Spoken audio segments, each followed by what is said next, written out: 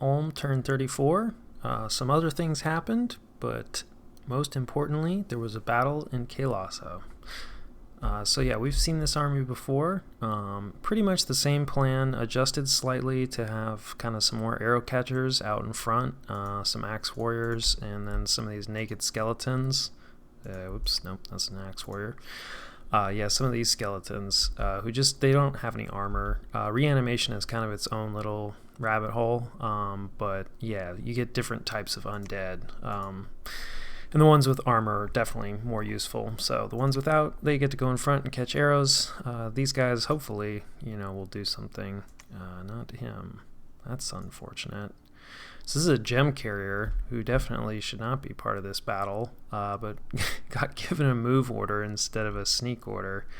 So yeah, this is really dangerous. Hopefully he'll retreat off and survive and not chew up a ton of nature gems. Yeah, this happens sometimes. It's really easy, especially when you're selecting like a huge army to like accidentally include your scout in the move order. Because you want them going to the same place, but you need to give them a sneak order.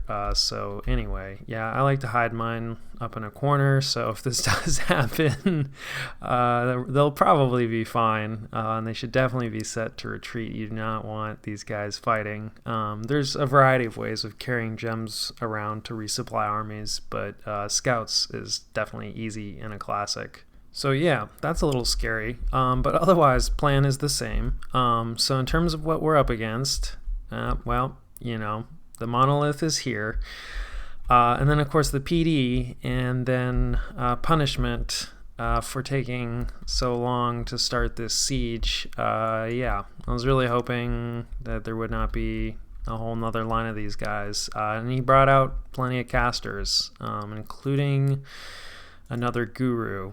Yeah, wow, one of these guys is even kitted out. He might try to go in. Not sure what kind of build he's going for here, but this enchanted pike is really good at repelling. It's length 5 weapon, which is pretty rare. So, but yeah, hang on. There's also, yeah, this guru in here, and he's got pearls. So yeah, probably going to be seeing the same thing. Body ethereal, luck, mind burn, all that good stuff.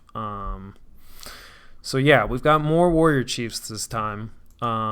With swords, paired up, with these air random warrior smiths who will hopefully be casting flight on them. If you just stack commanders on top of each other, like directly in the army setup screen, they'll occupy the same square. So that can sometimes help for buffing. Sometimes. Let's see how this goes. Some archer fire, which is, yeah, definitely risky. Bringing the bugs in. Let's see. Wind Guide coming out from one of our better air randoms. And that just makes all our units, their precision higher. So these axe throwers, that's going to be really useful on. And then also our mages get boosted. So it won't really matter for Swarm, but for the Sleep Cloud and Earth Meld and things like that, like hopefully, they'll actually get it on target. So yeah, that's definitely a cool buff. Would have been useful when we still had more archers. Yeah, the monolith is out front this time instead of in the back. It's the line of sacreds that's in the back, which is potentially really bad because I had set these chiefs to attack rear, and with flight on them, with the monolith not in the same place, they'll just fly in and just get erased by these sacreds. So definitely a danger of repeating your strategy. It is definitely a smart move for him to position his monolith in a different spot, and yeah, could really cause problems here. Luckily, these whites did end up on the same flank as the monolith, and they have a shot at killing it, so we'll see. Yeah, just buffing the steel maidens, bugs going in, yeah, getting a few buffs on the axe warriors even. And there goes the naked skeletons, and they also chew up just a lot of missile fire. I think this is the sticks and stones from the monkeys, but yeah, the more that's going at them, the better. So let's see if these guys, yeah, I see Gift of Flight here, so it got cast. It didn't get the chiefs, not those ones anyway. Yeah. Looks like no flying for these chiefs. So yeah, either they're just preparing to cast it or they hit somebody else. Oh, wait a minute. Yep, that looks like a warrior maiden taking off to me. So yeah, it looks like they decided to target some warrior maidens. You really have no idea why. So that's kind of unfortunate. I wonder where the maidens are going to end up. So I see some bugs, but I do not see any maiden. Yeah, here's some sleep cloud, the mine burn coming out. You know, it's all just kind of madness with these big battles. But yeah, not too worried about the monkeys. You know, I mean, we've seen that before, and I mean, you know, they're getting put to sleep and everything. Like they're gonna get torn up by this just avalanche of bugs and angry almost troops. And the sacreds have been broken up pretty effectively. Like there's some bugs trickling through, and then they spent some time fighting the flying bugs, and then there's still some flying bugs back here, you know, messing with the mages. Like some of them are getting mine burns, but some of them are fighting bugs. This guy lost an arm somehow, so yeah, his morale failed. Maybe that warrior maiden got in. So we didn't get the warrior chiefs flying, but his sacred line did get broken up, which is definitely good. And they still have to pass through the sleep cloud and everything, so that part is working out well. But yeah, the chiefs, still no flying.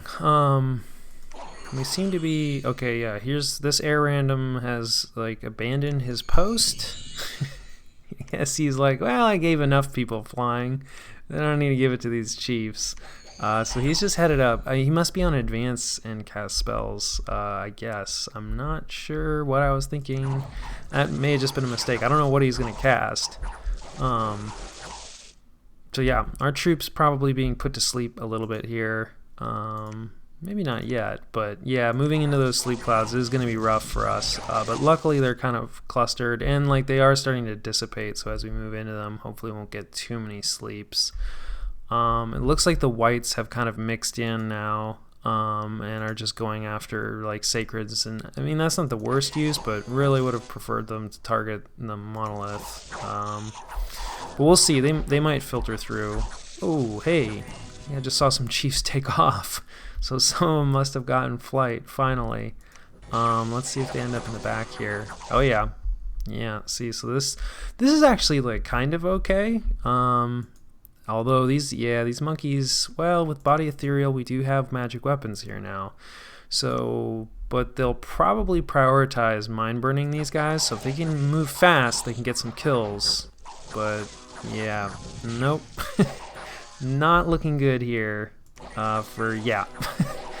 So that's not good. That wasn't all the chiefs. Yeah, so some of them, this guy got enlarged somehow, although, okay, this is the prophet, so he's not even going to go forward. It looks like, yeah, here's our chiefs who didn't get hit with flight.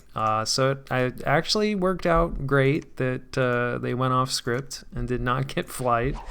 That was, you know, poor scripting helping in this case, because I think if all of them had gone back there, it would not have been good. Mine burn is not something Olm is great at resisting. So, yeah. But this is actually looking good now, because some of them getting hung up maybe. Actually, no. Yeah, so 3 of them made it through. Oh boy, somebody took looked like some sort of prophet strike. Oh geez, there's another one that's bleeding. This is not good, because I mean, you know, yeah, like there's still like battle going on, like, but you know, we've cleaned out most of the sacreds. Like that doesn't really matter. What we're here to see is whether or not we can kill a rock. And like so far it's looking a little scary. Maybe not, but this is good. I think they have, yeah, the cursed luck, because the god is blessed, so you know, attacking the god also like results in that cursed luck. So these guys are going to be taking hits, and like, oh yeah, it's going to be worse than normal. And now like this monkey PD is coming in. Like this guy, one of these guys, what, he got paralyzed? Yeah, and only 3 turns, but like no attack, defense. Like he's probably screwed. That's not good, because we're kind of down to it. Yeah, we just lost, not the paralyzed one. Wow, I can't. Somebody else went down. But yeah, that's not good. However, our troops have now cleaned out, and it looks like this guy might actually survive. These monkeys haven't broken yet, surprisingly. But they might be out of ammunition because I'm not hearing any more arrow fire, so I think these chiefs are okay. And, you know, because this has taken so many afflictions, like, can't actually do any casting anymore. So I think, I don't want to be premature here, but I think we're going to come away with this. Let's see here. Yeah, you can see still just getting chipped from the warrior maidens, but yeah, getting some 10s and 12s has got to be the chiefs. So, yeah, I think we're okay here. Yeah. All right.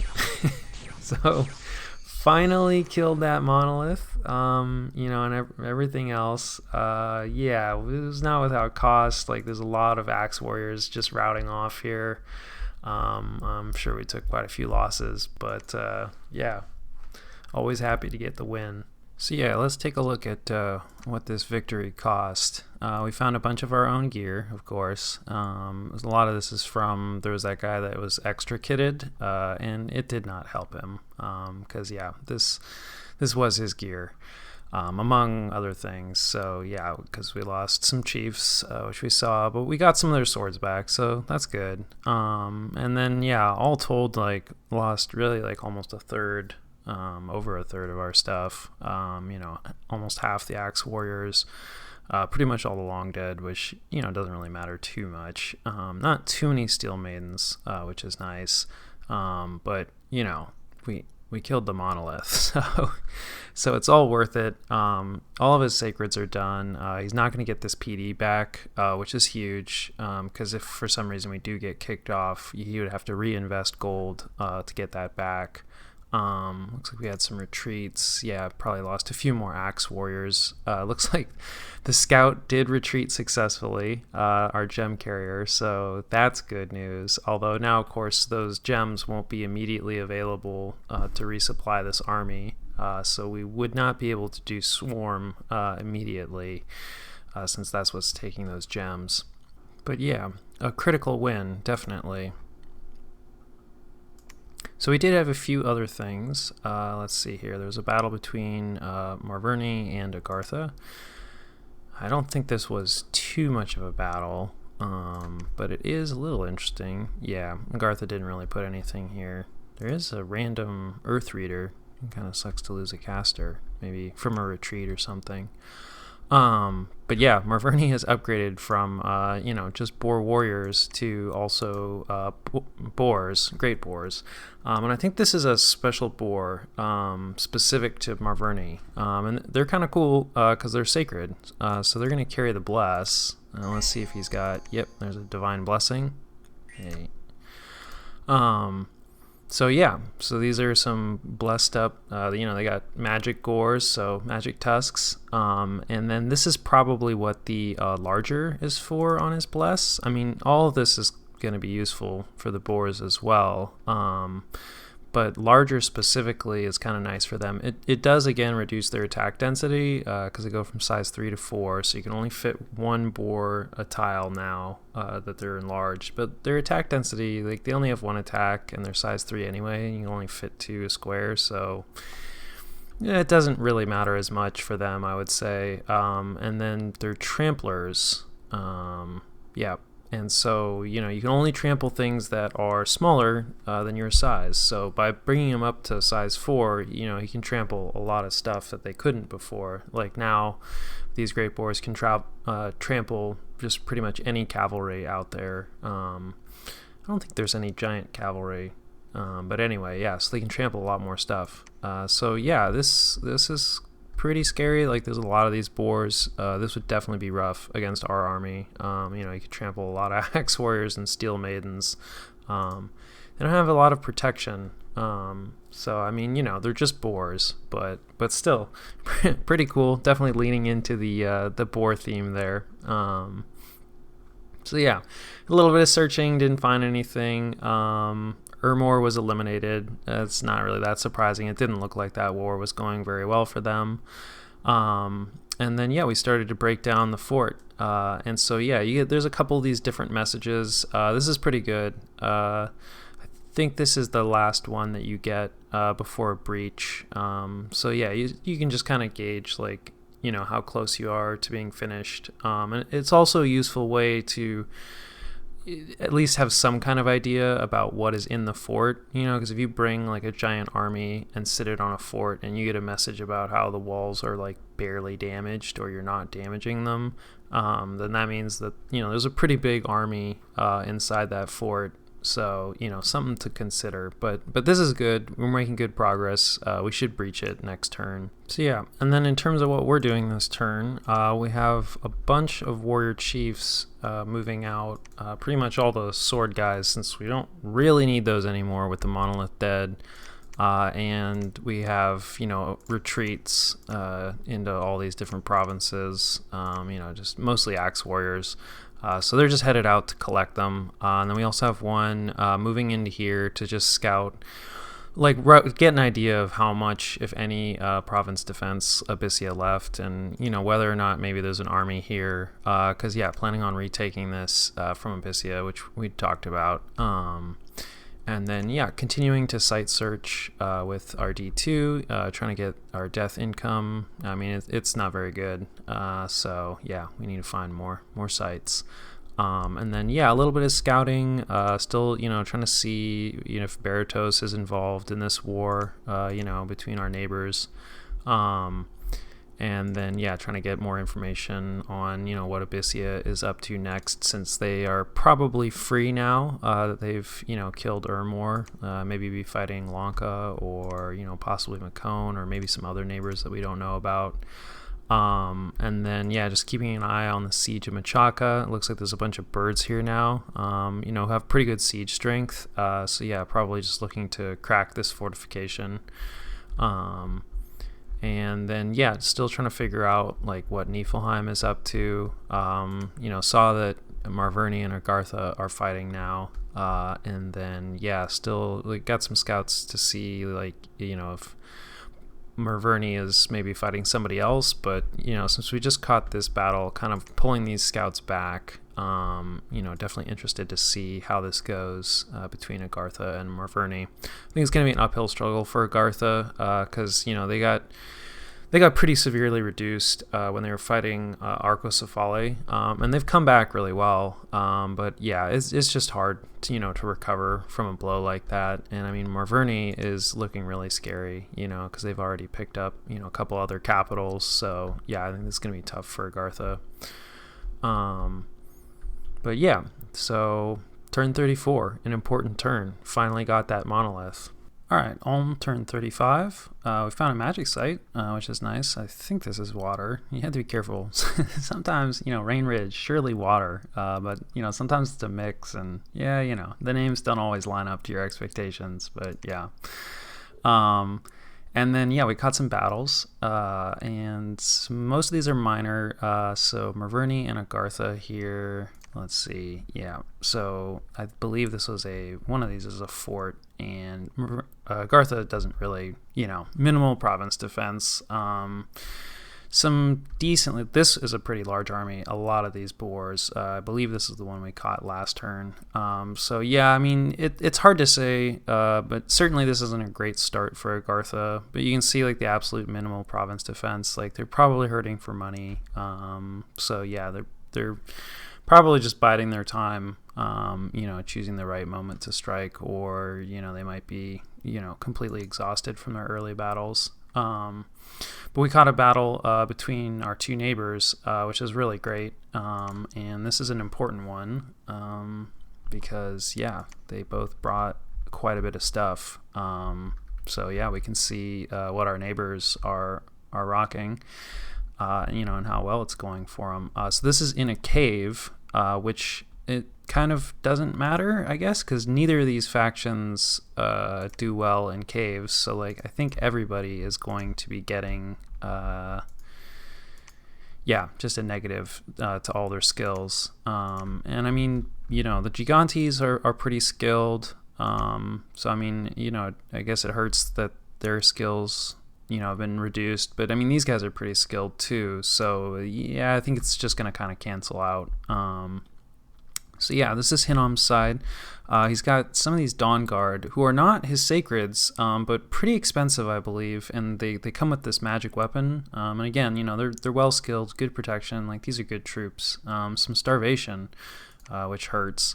I think it's tough to keep like these giant armies supplied, because giants consume more supplies, so you kind of see more starvation with the giant armies. And then he's also got a bunch of his sacreds here.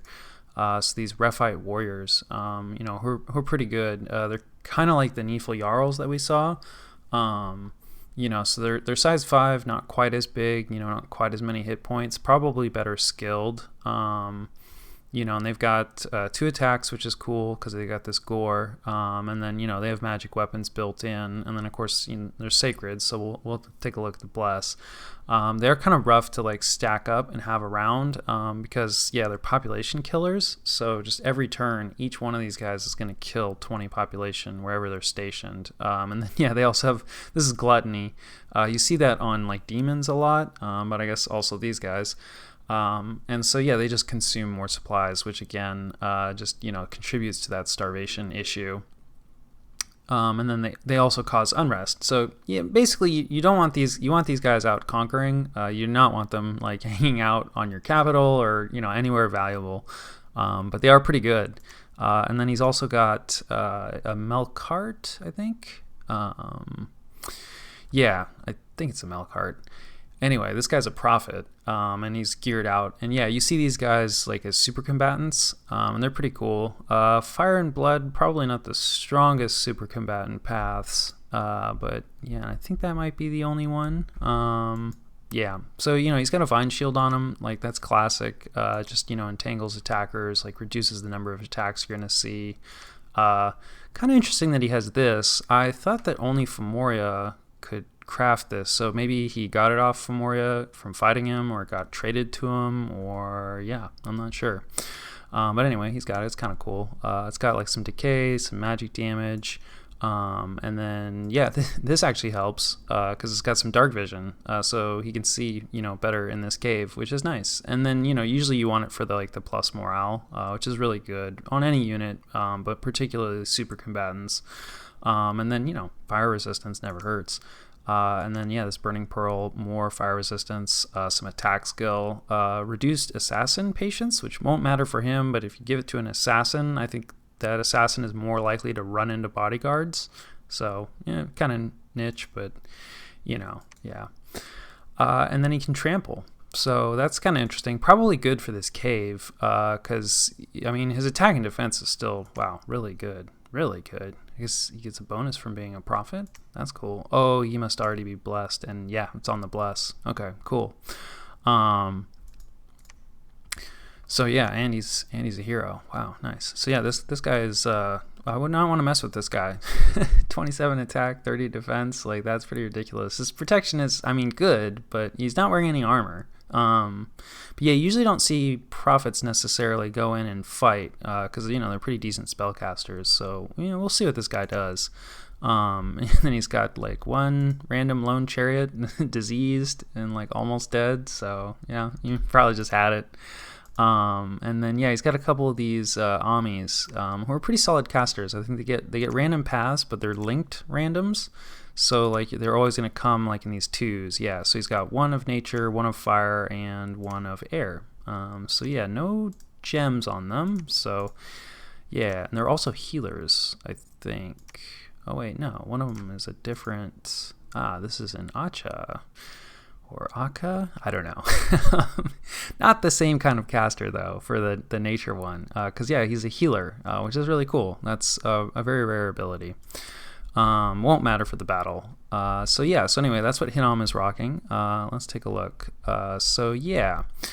Makone has, a bunch of the Giganti hoplites. He's got some human hoplites who are not bad.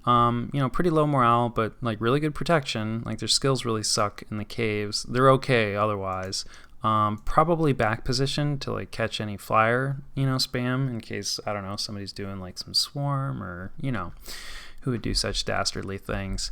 And then, yeah, he's got some of these guys forward positioned. No gem. Oh, wait, no, this guy's got a gem. Yeah, I would have expected maybe like some like fire elemental spam maybe from these guys, although this guy doesn't have a gem, so that's kind of interesting. But yeah, and he's got some bodyguards on him, you know, which is really good when you're forward positioning mages like this. And it helps that these are giants, so that, you know, they still have no armor or anything, so still dangerous, but they have 30 hit points, so they'll take an arrow, unlike some of our guys as Alm. But yeah, and then also forward positioning these can be useful for evocations that are shorter range. But yeah, always a little risky anytime you have them forward positioned. Yeah, and then he's also got some of these Cyclopses who are super cool. They're like slow to recruit, capital only, like pretty expensive. You can use them as super combatants, which it looks like maybe he's doing. Normally, like, yeah, they don't have great skills. You know, they only have one eye. And then with this cave, like, yeah, attack skill 7, like, that's super rough. But it does look like he is also using trample boots, and I don't think that really matters. I'm not 100% sure how attack skill interacts with trample. We'll have to see how they do. Yeah, he's got some other gear. These copper plates, like, are pretty classic. Just a lot of shock resistance, and like lightning damage is really nasty. And then it also gives him charge body, so like the first guy that hits him gets zapped. And then, yeah, the Shield of Valor is kind of cool, a little expensive, but it gives air shield to them. So like this guy's pretty immune to missile fire. And then, yeah, this you see a decent amount, often on like elves. Doesn't deal a lot of damage, but it has really high defense. And so, yeah, you can see even, you know, his attack skill sucks, but his defense skill, like, is pretty good. He's got that shield and then, you know, that really good defense weapon. So yeah, kind of interesting. They also won't matter for the battle, but they're master smiths, so they can forge at higher levels. You know, like all items, like this requires Earth Mage level 1 to make. Let's see, did any of these? Yeah, or level 1. All this is probably going to be level 1. So Master Smith doesn't really matter here. But sometimes you need, like, you know, Earth level 2, or say, like, if you needed Water level 2. Normally this guy wouldn't be able to craft that item, but since he has Master Smith, he crafts as though he's Water level 2, and he'd be able to make it. So won't matter for the battle, but yeah, these guys are really cool. And he's got 3 of them. So yeah, and it looks like they're all, let's see here. Yeah, trample boots for everybody. Yeah, this guy's got some gems too, so maybe going to use him in caster mode. But yeah, I don't know. I mean, he's got the boots, so we'll see. And then a few other like random casters kind of scattered around, like a few gems. We'll see. Should be a good battle. Definitely interesting to see like what our neighbors are doing. So yeah, let's see. The chariot is headed out by himself. Fireball coming in. I think this is a fire cloud here, and then we've got I think this is Curse of Stones, the background going red. So yeah, I mean, this is a good way. This chariot is here to like bait out evocations like this. It looks like the fireball didn't target him, but yeah, I mean, this cloud is kind of wasted. So let's see, who cast Curse of Stones?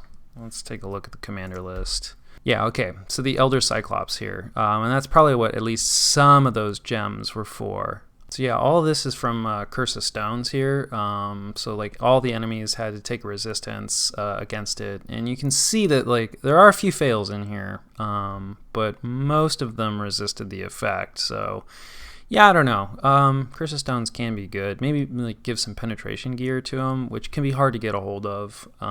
It's not... Yeah, you don't always have the paths, but anyway, some of these guys are going to be extra fatigued, so not the worst use of gems. And let's see, what are we doing over here? A few elementals. Let's turn on team colored squares here. And actually, they're pretty close. Let's dual colored. Okay, yeah, that should help a little. Yeah, for factions that are somewhat close, they have this dual colored, so when things get really confusing. So yeah, this is Makone's air elemental in here, but then this is Hinnom's fire elemental.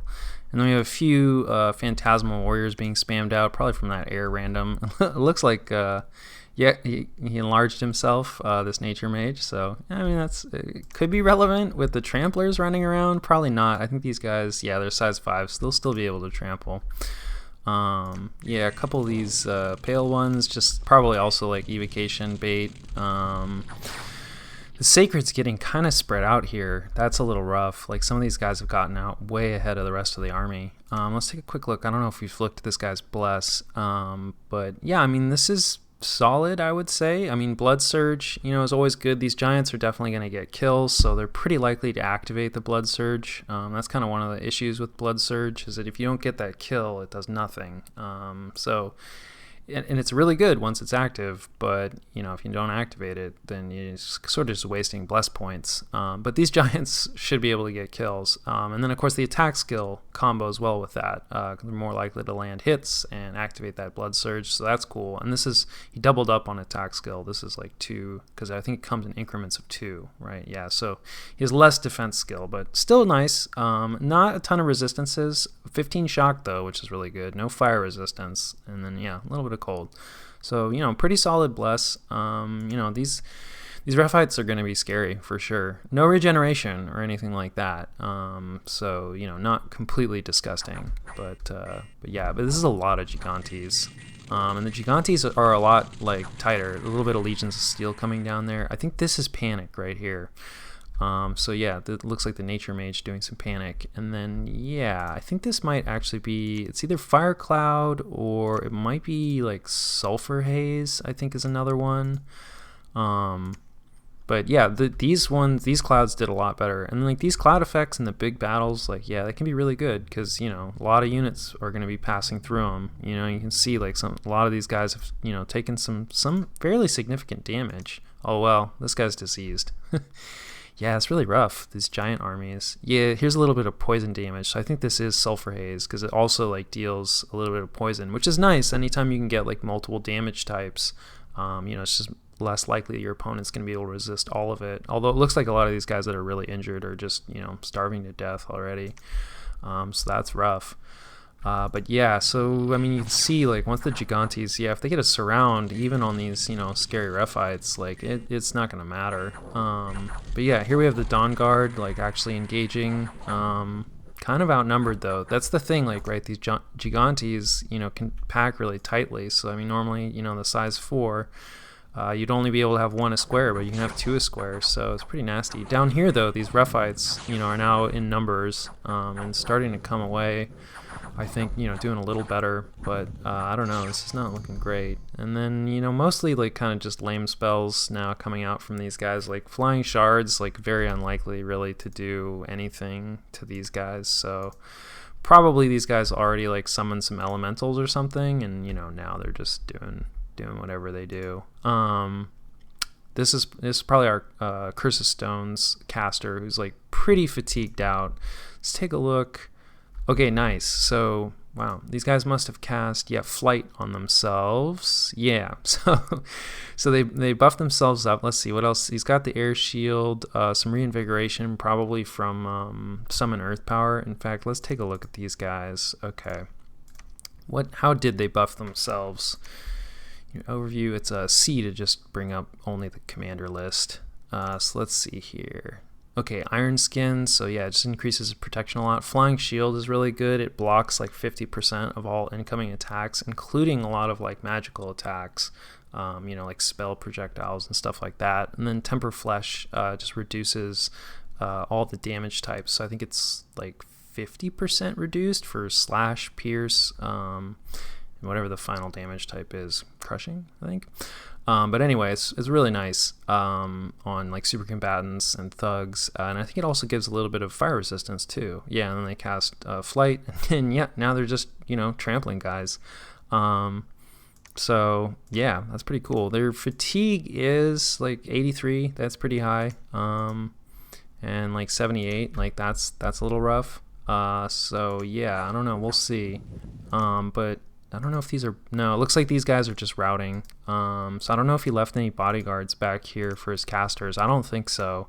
So yeah, these casters are just back here alone, and that's really dangerous. These guys, look at the defense skill here. I believe it's defense that what matters. You can avoid being trampled if you're really high defense, but these guys are in a cave. So I think they're going to get squished. Let's see. I'm kind of curious to see... Yeah, wow. So that Melkart, the super combatant on Hinom's side, I don't actually see him anymore. Hang on, let's take a look. Did he already die? No, he's still here. Where is he? He's trampling guys, or at least trying to. So he's in here somewhere. I just am not seeing him. Did he fly to the back? No. Interesting. Okay, well, he's in here somewhere trampling. Let's see if these guys are able to trample the casters. Yeah, so he just picked up at least one, maybe two. So yeah, I'd say these guys are, yep. So he just wiped out any kind of magical support. Now that may not matter too much since they already got their elemental summons in, and they're probably not going to cast too much else useful, but yeah, this is not looking good. Oh, here we go. Here's the smell card. Yeah, the trampling, you can get kind of cut off because like you slide around like square to square as you trample, and so tramplers have a tendency to get kind of deep into enemy formations, which can be really dangerous. But you can see this is the vine shield here, like all these human hoplites that have this effect on them. That's the vine shield wrapping them up, and I don't even think they can attack like that. Definitely like their defense gets completely reduced, and so yeah, I think they have to break free. So definitely a good addition really to any super combatant or thug, but especially guys that are like you're gonna be trampling in and potentially getting themselves surrounded. You can see the Gigante hoplites, a lot fewer of them. I think it's an MR check whether or not you get entangled, and then I think once you're entangled, it's strength to get free, I believe. So the Gigantes are a lot more able to resist it. And I think maybe this guy went berserk. No, maybe it's just the blood surge. So yeah, his blood surge is definitely active. Let's see. So yeah, he's 28 kills. Probably not from this battle alone, most likely. Yeah, very unlikely. But yeah, I don't know. Yeah, just too many of these Gigante hoplites. Like, they're just really good. So, I mean, even though, yeah, like, these Rephi warriors are definitely super scary, they're just outnumbered. And the Dawn Guard didn't do that well. I really think, like, I mean, he has a lot of routers. I think this starvation, like, really hurt him. He has nature casters. Like, there's items you can forge, to help with your supply issues. So I don't play a ton of giant nations, and it's definitely harder to keep the giants supplied. So, and, supply problems happen, especially as you're moving through caves or wastelands. But I would say that, like, yeah, and then some morale failure here. From the Gigantes as well. So definitely a close fought battle. Not completely, well, yeah, okay, this guy's routed. I think Hinom's armies have routed completely, and now this guy can't escape because there's a Cyclops in his way. So they're going at it, and they can't trample each other because they're both size 5. So, and this is rough for this Cyclops because now with this really low attack skill, he's going to have a hard time. But there's enough Gigantes around, I think they'll be able to finish him off. But yeah, I don't think this Elder Cyclops would have been able to kill this Melkart. So yeah, a big battle, definitely not without loss for Macone. I mean, anytime you see the Gigante hoplites routing off, like, that was rough. But yeah, definitely a big win, a big battle. Let's take a look at exactly like what was lost. So yeah, wow. Hinom lost basically everything. I mean, losing like 18 of these sacreds, like, they're 130. That's more than our warrior chiefs. It's more than our warrior chiefs, but it's more than our warrior smiths. So like a lot of our casters like cost this much. So like losing 18 of those, like that hurts a ton.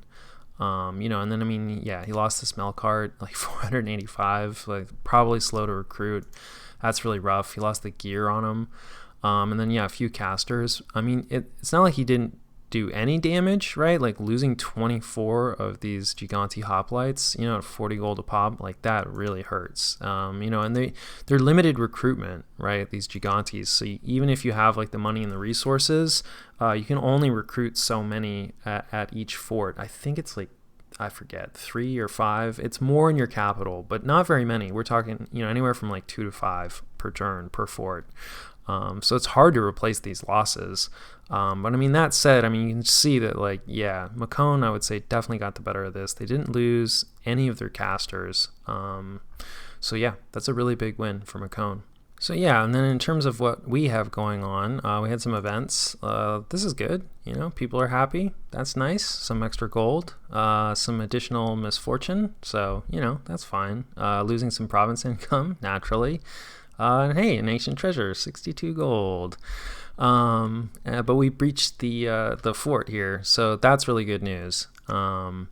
Yeah, we're going to be storming like right away. We're bringing in, you know, these routers. And really, these guys will just like sit on top of the fort in case it all goes wrong. It's kind of nice to have units that aren't going to be participating in the storm. Like, yeah, we just have this random guy, this adventurer who has like some of that gear from our overgeared warrior chief. And like he's just going to be sieging. So that way, if the assault fails, we still like maintain the siege, because if everybody goes in and you fail the assault, then you know your forces will retreat to the surrounding provinces, and nobody will be left on top of the fort, and then you'll lose all your progress. So definitely a good idea to like kind of leave, you know, a few guys just sieging, not participating in the assault, and then these guys who are moving back in will also help keep it locked down if it fails, which it shouldn't, hopefully. Yeah, you know, I mean, pretty much we have the remnants of, you know, what we used before. Like, the plan hasn't really changed too much, but there's no monolith, so we don't have to worry, you know, no flying warrior chiefs with swords or anything like that, so it should go fine. Not too much else going on, you know, just trying to replace some losses, you know, doing more recruitment. You know, still pushing scouts out. You know, we already really talked about most of the interesting events that our scouting network has discovered. The siege of Machaca continues to grind on. They still have not cracked this fort, all these birds. So this is an example of a fort that probably has a lot of stuff in it. So anyway, yeah, and then next turn we'll see that assault. So I think that covers turn 35.